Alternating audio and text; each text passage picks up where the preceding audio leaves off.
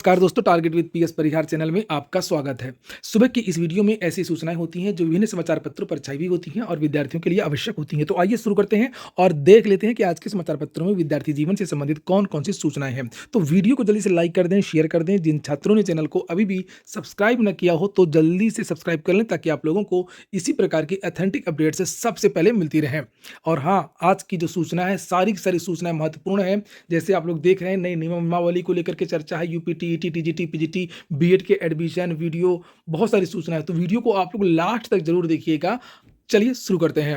आगे बढ़ने से पहले एक सूचना है उन विद्यार्थियों के लिए जो विद्यार्थी घर बैठे ऑनलाइन कोर्स करना चाहते हैं। वे सभी अभ्यर्थी निष्ठा इंस्टीट्यूट ऑफ मैनेजमेंट, ये मंगलयातान यूनिवर्सिटी से जुड़ी हुई संस्था है। यहाँ पर जाकर के आप लोग अपना एडमिशन ले सकते हैं। इन लोगों से अधिक जानकारी प्राप्त कर सकते हैं। वैसे सारी जानकारी मैंने आपको पहले ही बता दी है कि जो डिस्टेंस लर्निंग होता है, जो डिस्टेंस एजुकेशन होता है, उसमें घर बैठे पढ़ाई करनी होती है और इसमें घर बैठे परीक्षा भी देनी होती है। और डिस्टेंस लर्निंग में सरकार ने छूट भी दी है कि अगर आप कोई जॉब कर रहे हैं, कोई कोर्स कर रहे हैं, तब भी आप लोग इस कोर्स को उसके पैरेलल कर सकते हैं और ये पूरी तरीके से मान्यता प्राप्त है। और इसकी सबसे बड़ी खासियत ये है, तो यहाँ पर विभिन्न प्रकार के कोर्सेज हैं। आप लोग कोर्स कर सकते हैं। जैसे डिप्लोमा इन अकाउंटेंसी है, डिप्लोमा इन जेएमसी है, पत्रकारिता का वाला कोर्स मैंने पहले बताया था, डिप्लोमा कंप्यूटर एप्लीकेशन है, post graduate diploma computer application है, डीएलआईएस लाइब्रेरियन का कोर्स है, एमबीए जो 1 साल वाला चला है वो भी है। और ये जो बहुत सारे विद्यार्थी कमेंट करते रहते हैं, पूछते रहते हैं कि सर मंगलयातन यूनिवर्सिटी कैसी है, तो आप लोग पता कर सकते हैं मंगलयातन यूनिवर्सिटी के बारे में। यहाँ पर लिखा भी है नैक A+ इसकी ग्रेडिंग है, यूजीसी से अप्रूव्ड है, AICTE से भी अप्रूव्ड है और member of AIU। DigiLocker में आपका जो है रिजल्ट मिलेगा। और यहाँ पर ये इनके कॉन्टैक्ट नंबर, ये सारी जानकारी आप लोग यहाँ से ले लीजिए। ये जो दिया है मैंने कई बार बताया भी, आप लोग स्क्रीनशॉट ले लीजिए, इन लोगों से बात कर लीजिए। 6393300364 और अगला नंबर है 7752853025। और इसका जो बेस्ट पार्ट ये है कि आप लोग 15 जनवरी तक आवेदन कर सकते हैं। 2 दिन का समय है और फरवरी में ही शायद आप लोगों की परीक्षा हो जाएगी बहुत जल्द, तो आपका साल भी बचेगा। चलिए शुरू करते हैं। सबसे पहले बात कर लेते हैं शिक्षा सेवा चयन आयोग की। आज मंगलवार है और नियमावली के हिसाब से आज शिक्षा सेवा चयन आयोग में बैठक होनी है और लिखा है आयोग की बैठक आज टीईटी को लेकर के निर्णय पर अभ्यर्थियों की निगाह। हर बार बैठक होती है और विद्यार्थियों की निगाहें होती हैं कि हो सकता है कि हमारी नई भर्ती पर या हमारी पुरानी परीक्षा पर कोई सकारात्मक चीज निकल करके आएगी, लेकिन कुछ भी निकल करके आता नहीं। और यहाँ पर इसी को लेकर के अन्य समाचार पत्रों के माध्यम से भी जानकारी दी गई है कि 16 दिन बाद टीईटी केंद्रों का पता नहीं है।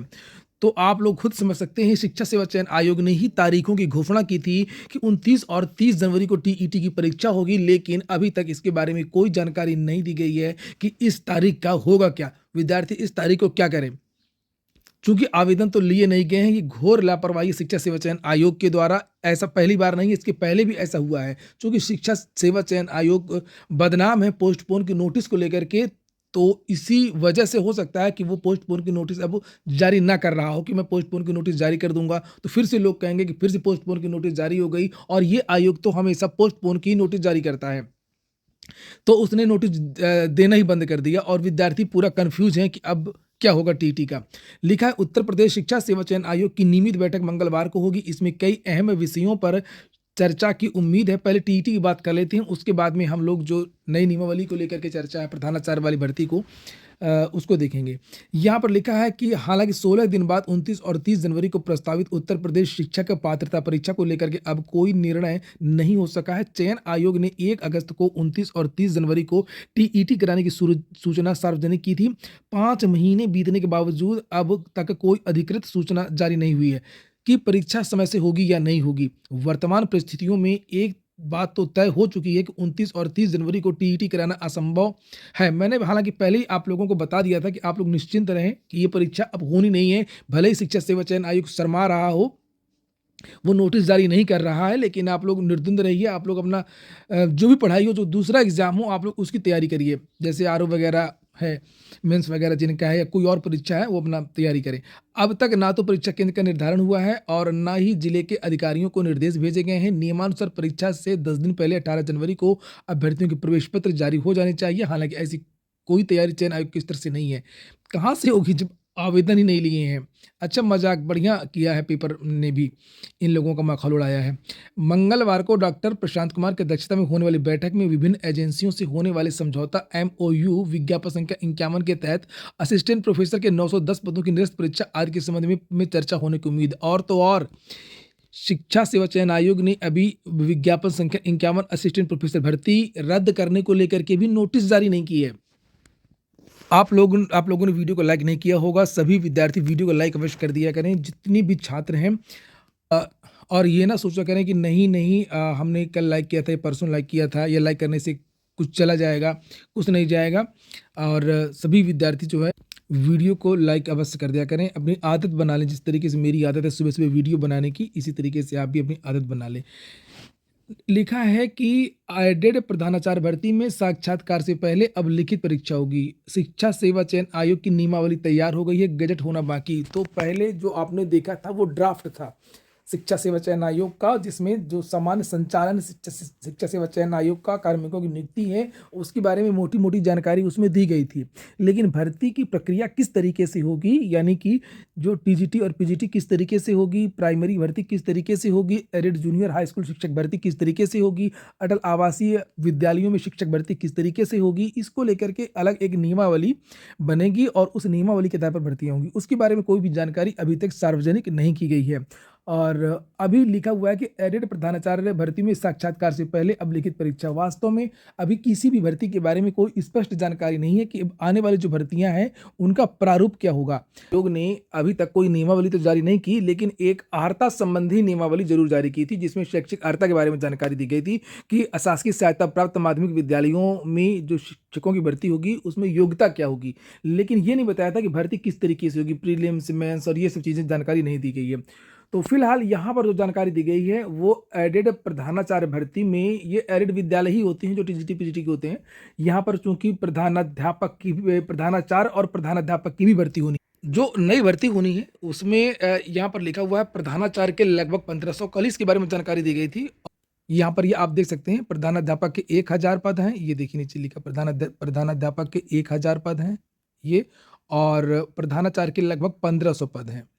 तो उसकी ये नियमावली है उसमें बदलाव हुआ है, काफ़ी बड़ा बदलाव हुआ है।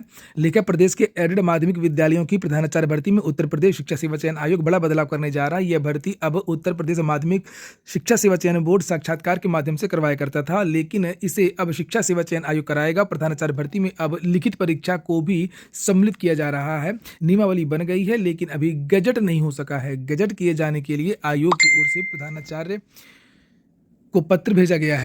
तो जैसे गजट बन जाएगा तो उसके आधार पर, उस नियमावली के आधार पर आपकी भर्ती होगी और अब लिखित परीक्षा होगी और इंटरव्यू होगा। ये देखिए ये एक बड़ा बदलाव।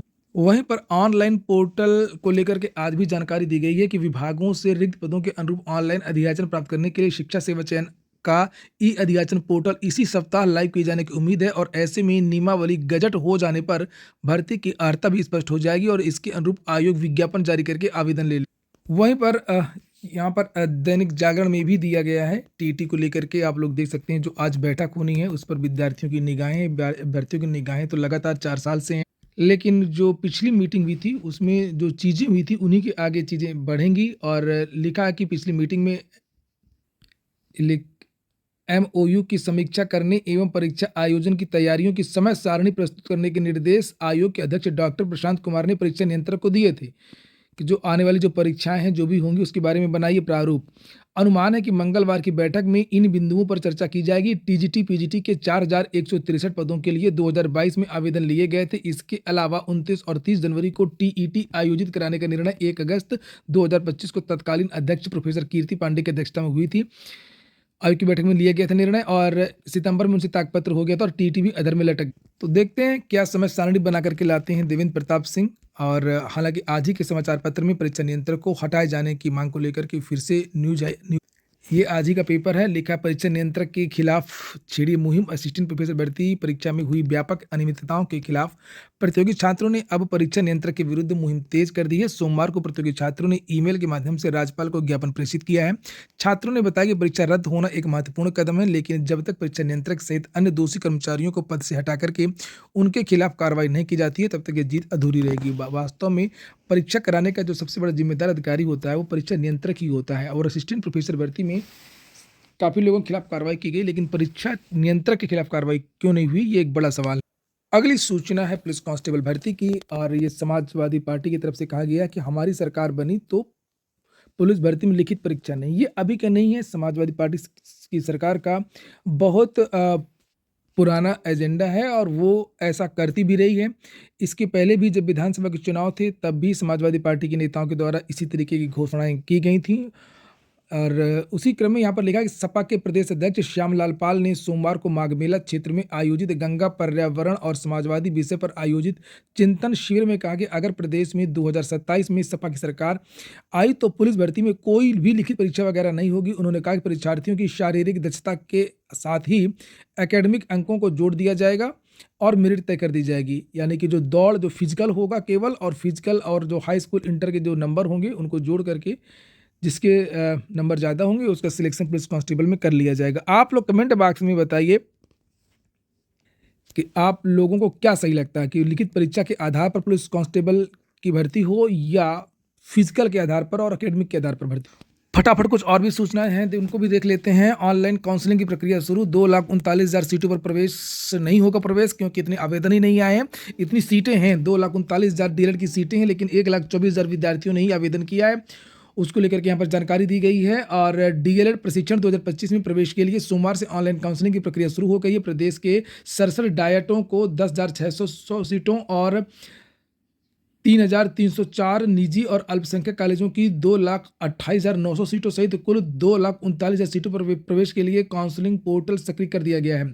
पहले दिन शाम को 400 से अधिक अभ्यर्थियों ने संस्थानों के विकल्प भर दिए हैं और पहले चरण में 1 से 20,000 तक प्राप्त करने वाले अभ्यर्थी बुधवार तक कॉलेज का विकल्प भर सकेंगे। इनका संस्था आवंटन 15 जनवरी को किया जाएगा। तो ये पूरा का पूरा जो प्रोग्राम है, जिनको डीएलएड करना है उनका चल रहा है, जिन्होंने आवेदन किया था वो काउंसलिंग में भाग ले रहे हैं। यहाँ पर शिक्षा सेवा चयन आयोग की कुछ और भी सूचना है, लेकिन सारी सूचनाओं को हम पहले ही देख चुके हैं। और इसको लेकर के जो उप सचिव है संजय सिंह का बयान है, जो आज मीटिंग होनी है कि कोई निश्चित एजेंडा तय नहीं है, लेकिन परीक्षाओं से जुड़े विषयों पर चर्चा हो सकती है। SC ST में भी क्रीमी लेयर लागू करने को लेकर के आजकल चर्चाएं चल रही हैं और कोर्ट ने इसी तरीके से एक टिप्पणी भी की थी और उसी क्रम में मामला कोर्ट में है। लिखा है आरक्षण से क्रीमी लेयर हटाने की मांग पर सुनवाई होगी। सुप्रीम कोर्ट ने सोमवार को अनुसूचित जाति और अनुसूचित जनजाति के लिए आरक्षण से क्रीमी लेयर को बाहर किए जाने की मांग पर विचार करने पर सहमति जताई है। तो मामला ये है कि जिस तरीके से ओबीसी में क्रीमी लेयर होता है जिसको आरक्षण का कोई लाभ नहीं मिलता है, उसी तरीके से ये मांग उठ रही है कि जो SC और ST है तो वहाँ पर भी क्रीमी लेयर को अलग कर दिया जाए, जिससे जो वांछित जिनको चाहिए आरक्षण उनको वास्तविक लाभ मिल सके। लिखा है कि शीर्ष अदालत ने इस मामले में केंद्र और सभी राज्य सरकारों को नोटिस जारी करके अपना पक्ष रखने का निर्देश दिया है कि वो राज्य सरकारें बताएं उनका क्या रुख है। शीर्ष अदालत ने SC ST आरक्षण से क्रीमी लेयर को बाहर रखने की मांग को लेकर के दाखिल PIL जनहित याचिका को पहले से लंबित एक अन्य जनहित याचिका के साथ में सुनवाई करने का फैसला किया है। मुख्य न्यायाधीश सूर्यकांत और न्यायमूर्ति जॉय माल्य बागची की पीठ से इस मामले को रमाशंकर प्रजापति और अन्य बनाम भारत सरकार और अन्य शीर्षक वाली एक और लंबित याचिका के साथ में टैग की। वीडियो भर्ती परीक्षा में 6 आरोपी बंदी। 2018 की जो वीडियो भर्ती में घोटाला हुआ था जिसमें अंदर से OMR निकाल करके भरा गया था, उसमें अभी भी गिरफ्तारियां जारी हैं। 130 से ज़्यादा आरोपी पहले ही गिरफ्तार हो चुके हैं और 6 और पकड़े गए हैं। लिखा इसमें कि EOW ने ऑपरेशन शिकंजा के तहत वर्ष 2018 की वीडियो परीक्षा में धांधली के मामले में फरार चल रहे 5 अभ्यर्थियों समेत 6 आरोपियों को गिरफ्तार किया है। ठंडी बहुत है। लिखा है पहाड़ों पर बर्फबारी से मैदान इलाकों में ठंड बढ़ी और पंजाब के बठिंडा में पारा 0.6 डिग्री दर्ज, सीकरी के फतेहपुर में 0.4 डिग्री रहा और गुड़गांव यानी गुरुग्राम में 0 डिग्री टेम्परेचर पहुंच गया था।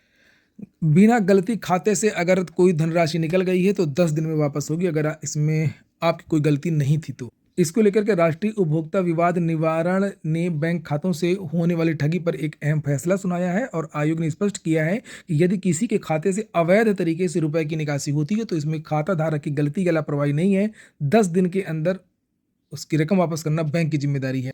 चांदी का दाम बढ़ गया है एक ही दिन में 15,000 रुपये। जब नौकरी लगेगी तब तो लोग चांदी खरीदेंगे, और नौकरी लगना ही चांदी खरीदने जैसा है। पुलिस कांस्टेबल भर्ती, कुछ भर्तियां भी देख लेते हैं। पुलिस कांस्टेबल भर्ती जो चल रही है उसको लेकर के जानकारी दी गई है। इसकी आवेदन चल रहे हैं, 30 जनवरी इसकी लास्ट डेट है। जिनके अंदर योग्यता हो वो विद्यार्थी आवेदन कर लें। वेबसाइट है uppbpb.gov.in। NCERT से भी आवेदन चल रहे हैं। 173 पद हैं। बिजनेस मैनेजर, प्रोडक्शन ऑफिसर आदि के। 16 जनवरी इसकी लास्ट डेट है। रेलवे की वैकेंसी है एक। RRB से 312 पदों पर मुख्य विधि सहायक, लोक अभियोजक आदि की है। 29 जनवरी इसकी लास्ट डेट है। UPSSC की खबर है जो कल नोटिस जारी हुई थी, 15 को नहीं होगा अभिलेखों का परीक्षण। सहायक लेखाकार, लेखा परीक्षक के 1828 पदों पर भर्ती के लिए अर्ह पाए गए। 3475 अभ्यर्थियों के अभिलेखों के परीक्षण की समय सारणी में मामूली संशोधन किया गया है। चूंकि मकर संक्रांति का जो सार्वजनिक अवकाश 14 की जगह 15 को है, इसीलिए इसमें बदलाव किया गया है। और अब इन विद्यार्थियों को 12 फरवरी को बुलाया जाएगा। और B.Ed के एडमिशन शुरू हो गए हैं। लिखा है कि 10 फरवरी से आवेदन कर सकेंगे। बुंदेलखंड विश्वविद्यालय 10 फरवरी से संयुक्त B.Ed प्रवेश परीक्षा फॉर्म भरवाना शुरू करेगा। अभ्यर्थी को फॉर्म भरने में हुई गलती सही करने के लिए करेक्शन विंडो का इंतजार नहीं करना पड़ेगा। कभी भी किसी भी समय आप अपना फॉर्म को सही कर सकते हैं। ये नहीं कि आवेदन की लास्ट डेट के बाद में 2-3 दिन के लिए विंडो खोली जाए, वो वाला सिस्टम नहीं है यहाँ पर। कुछ भी गलती हो आप चेक करते रहिए, उसको आप लोग एडिट कर सकते हैं, सीधी सी बात है। अभ्यर्थी 24 घंटे किसी भी समय गलती सही कर सकते हैं। IT कंपनी मंगलवार और बुधवार को बुंदेलखंड यूनिवर्सिटी के कुलपति व अन्य अधिकारियों को सुरक्षा सुविधा संबंधी पूरी कार्य योजना की जानकारी देगी। साथ ही BU की तरफ से कोई संशोधन करा जाता है तो उसे भी शामिल करेगी। तो जिनको B.Ed करना है वो विद्यार्थी B.Ed कर सकते हैं। 10 फरवरी से इसके आवेदन शुरू होंगे। एडेड जूनियर हाई स्कूल शिक्षक भर्ती की काउंसलिंग चल रही है और 12 विद्यार्थी अनुपस्थित थे। 100 विद्यार्थियों को बुलाया गया था। अभी संस्कृत विषय के विद्यार्थियों को बुलाया गया था। इसके बाद में प्रधानाचार्य के जो विद्यार्थी उनको बुलाया जाएगा, और उसके बाद में फिर अन्य विषयों के विद्यार्थियों को बुलाया जाएगा। ये हो गया आज का वीडियो आपको अच्छा लगा हो, ये काम का हो तो लाइक अवश्य कर दें। जिन छात्रों ने चैनल को सब्सक्राइब न किया हो सब्सक्राइब कर लें। पूरा वीडियो सुनने के लिए बहुत बहुत धन्यवाद।